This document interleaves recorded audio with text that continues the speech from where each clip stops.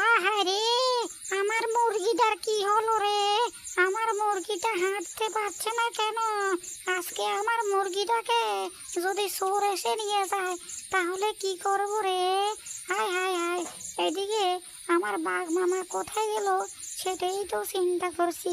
আমার বাঘ মামা যদি চলে আসতো তাহলে তো ভালোই হতো। বাঘ মামা তো দেখছি চলে আসে। ও বাঘ মামা, আমার মুরগিটার কি হয়েছে একটু দেখো তো। আমার মুরগিটা কি ঘরে যাচ্ছে না, এক জায়গায় শুধু দাঁড়িয়ে আছে।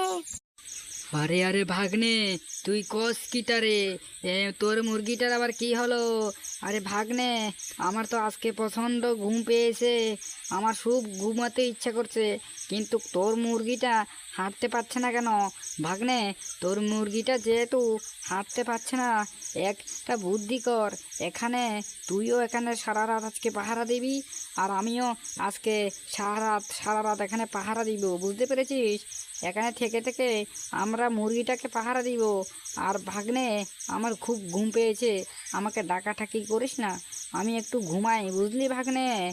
আর আমি একটু এদিকে ওদিকে দেখবো কিছুক্ষণ পরে পরে উঠে কোনো চোর টোর আসে কি না মুরগিটা নিয়ে যাবার জন্য।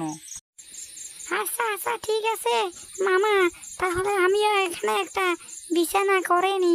বিছানা করে এখানে আমি ঘুমিয়ে যাব। আর আমার মুরগিটাকে সারা রাত তো পাহারা দিতে হবে, কি আর করব। মুরগিটা যেহেতু অসুস্থ হয়ে গেছে, তাহলে তো কিছু আর করার মতো দেখছি না।